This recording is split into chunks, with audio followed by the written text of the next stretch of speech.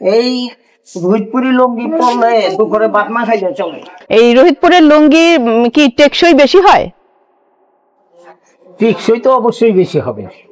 আমরা চিনবো কিভাবে যে এটা এই রোহিতপুরের লুঙ্গি? চেনার উপায় একটা আছে, যারা নাকি এই আমার মতো এই অরিজিনাল রোহিতপুরি লুঙ্গি পরে, ওনারা যদি ওনাগো ভবিষ্যতে যদি কোনো মেলের কারখানা পাওয়ারলুমের লুঙ্গি দেয়, ওনারা ব্যবহার করলেই বলে দেবো যে এটা আগের মতন দেন নাই।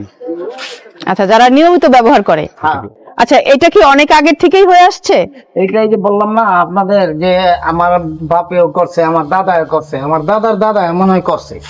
আরামদায়ক হবে? হ্যাঁ, কি কম, এই রোহিতপুরি লুঙ্গি পরলে দুপুরে ভাত না খাইলে চলে। মানে রোহিতপুরের লুঙ্গি পরলে দুপুরে ভাত না খেলেও চলবে? চলবে। তাহলে তো আমাদের একটু পরে দেখতে হয়। তাহলে তো বাংলাদেশে আর কোনো ভাতের কষ্ট থাকবে না, সবাই রোহিতপুরের লুঙ্গি পরবে আর তার ভাতের ক্ষুধা লাগবে না। আসলে রফিক ভাই যে কথাটা বলেছে, এটা মনের তৃপ্তির কথা বলেছে, যে একটা রোহিতপুরের লুঙ্গি মানে এতই আরাম, মানে এই কারণে সে বলেছে যে তার ক্ষুধার কথাও মনে থাকবে না, এটা আরামের কথা।